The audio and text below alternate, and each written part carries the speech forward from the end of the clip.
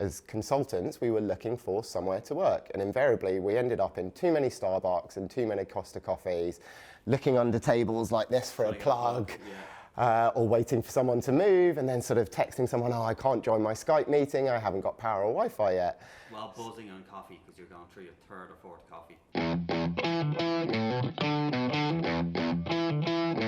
Ben from WeCoffee, thank you so much for coming into the studio. Super, thank you for having me. Really excited to be on the Startup Van. We're going to talk to you about what you're doing at the moment, because it's something a little bit different, and it's aimed at those that, let's say, want to get out of the house and do a little bit of work without any distractions, right? Yeah. So WeCoffee, tell us a little bit more about it. So originally when we started the business, we were looking at launching a co-working space, and we thought, oh, it'd be quite fun to have a chain of co-working cafes. And so we were sort of traveling around the world doing different projects, or traveling around the city doing different projects.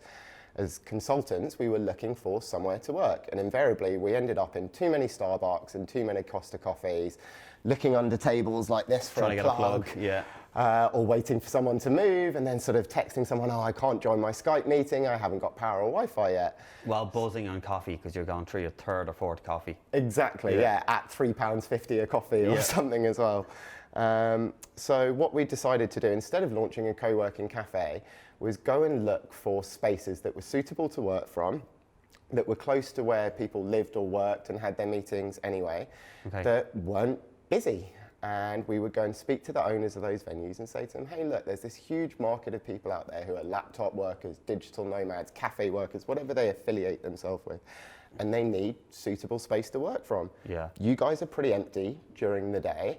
Would you be interested if we drive these kind of people to you by advertising your space out and explaining how suitable it is and what's unique and special about you? Like, you may have a yoga class on the side that you offer, or you provide daycare downstairs, or you're doing unlimited teas and coffees for £1. And so that's what we built. We built a sort of marketplace review site. You could think of it like an Airbnb for workspace or TripAdvisor for workspace. And people can book in, you get guaranteed power, guaranteed Wi-Fi, and free coffees and discounts on food and drink to just make it much more affordable, much more accessible, and you work alongside other people like you, and it's a lot less lonely than working from home, I guess. So. There's nothing worse than when you go into a coffee shop and you're ordering a coffee knowing you need to drag it out for at least 5 hours, right? You know, or a water or something. There's nothing worse as well, because you feel that the owner or the manager or the staff are looking at you kind of going, what is this dude doing? He's been here for 5 hours and he's ordered one coffee, right? So at least with this, you can go in, you know, you can use the place, right? Because they book it on your website, is it? Yeah, so you book on the website and it literally reserves you a spot and guarantees you that spot with a plug. So and they don't actually have to spend any money while they're there if they don't want to. There's absolutely no commitment to spend any money while you're there. I would say to people, probably don't bring a packed lunch in and sit down there and start, you know, you wouldn't book a table on Open Table in a restaurant and then turn up with your packed lunch, even though there is no obligation to buy dinner. But yeah, the whole point is it's really meant to democratize that ability for people to find space that's really affordable, because it's effectively free. You're kind of helping out both sides of the table though here, aren't you? Because you're helping out a place that is quiet during the week or quiet on a particular day, and you're also helping out the startup or anyone who's just looking to get out. It could be someone in college even who just wants to get out and study for the day, right? So you're actually helping both sides. So where did the idea come from? Is this something that you got frustrated with yourself, or you just saw a little gap in the market, or? Yeah, so like I said, me and my business partner were both traveling around a bit and trying to have meetings and go and meet clients in different places, and we just found that we were invariably going on Google and looking at a Starbucks, and if there wasn't one nearby, we didn't know where to go in those local areas. And Starbucks weren't suitable. I couldn't get a plug always because they were really busy, they were really noisy, and you're trying to get on a Skype or something like this, and it just wasn't suitable for what we needed. We then looked at some of the options around co-working. We find they're really expensive, and a lot of the big co-working spaces present themselves as flexible workspace. Actually, you'll buy a hot desk in a fixed building, and if I want to move from that building to another outside of a free credit a month or something like this, I was being asked to pay £40. And they weren't distributed enough, so you suddenly turn up in the middle of Lyon and there wasn't a co-working space from one of these co-working providers or something, so I was stuck here.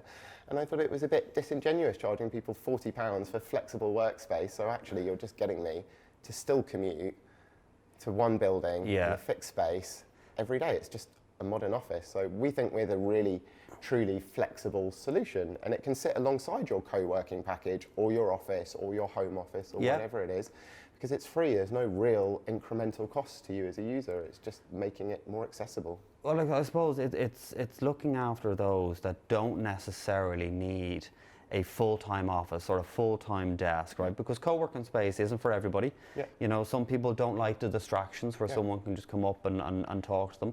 Some people don't like the noise that goes around in them. Some people also don't like that they don't know where they're sitting every day. Yeah. You know, so it's not for everybody, right? But this is definitely something that, even if I needed to get out of here for a day, because I just wanted to get out and focus and do something, like I didn't have a room here to actually go off and get away from the team, I can use something like this.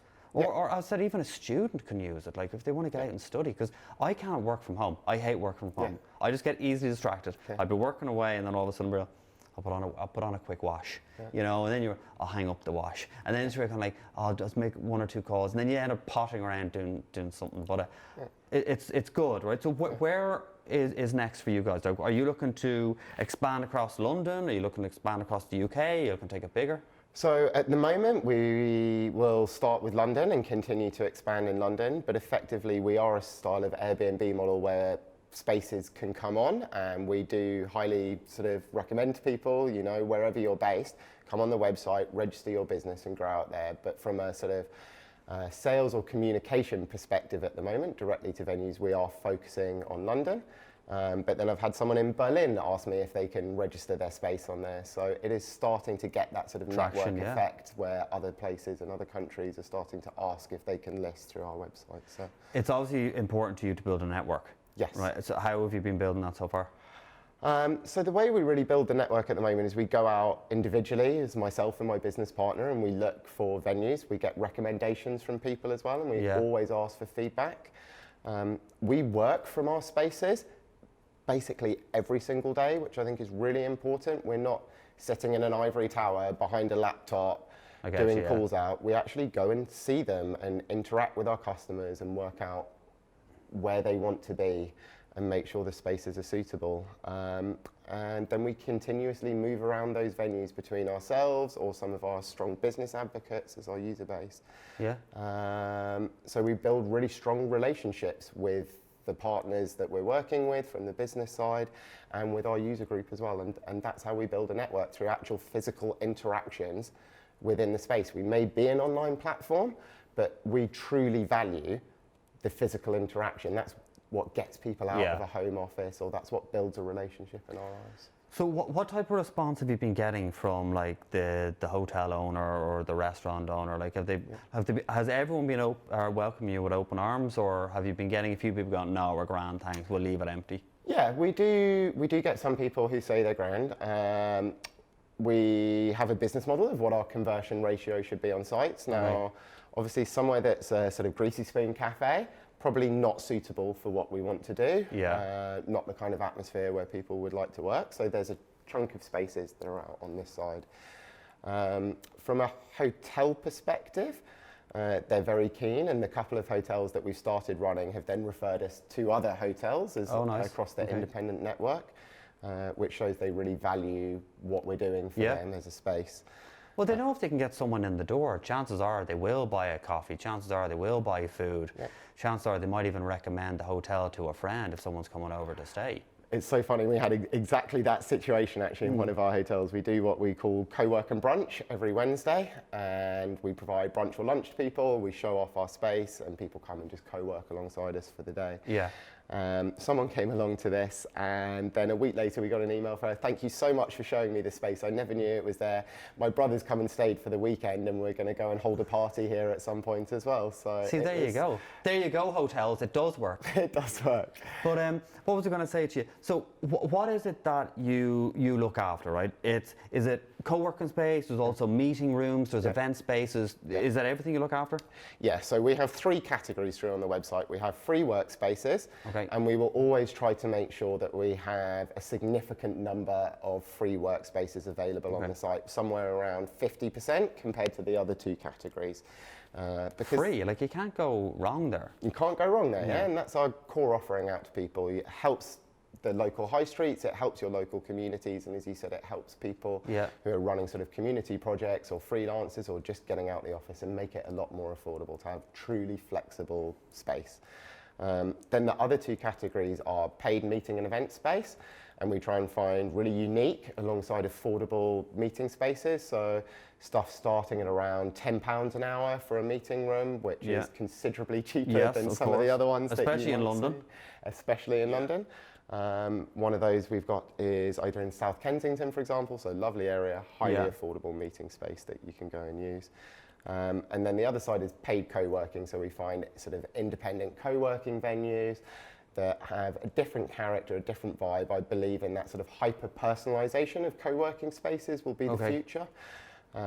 So you can go and work in a space that really suits your needs and your requirements and is local to where you live, so you don't have an hour and a half commute into the city, into a co-working building that effectively has just become another office. Okay, yeah. So are those, when it comes to the co-working space, the paid co-working spaces, they are actually co-working spaces though, are they, or are they things like what you're doing here as well? No, they are actually full-on co-working spaces. And you're just acting as a broker when it comes to And we're just acting as a broker for them. What we do try and do is take them on a little bit of a journey to try and get them doing more flexible passes, so day passes or hour passes rather than whole monthly packages.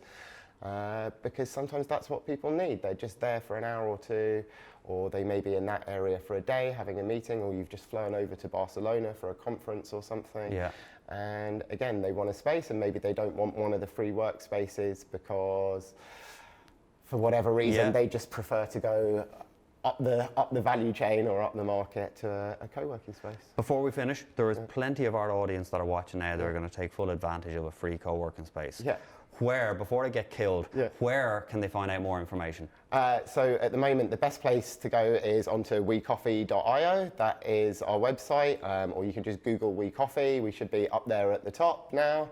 And have a nose around at some of our spaces and see what's suitable for people. Brilliant. Well, look, thanks for coming in. I will be using one of your spaces for sure, but anyone else is looking, it's WeCoffee. Thanks, Ben. Thanks so much. Brilliant. Thank you so much. Pleasure.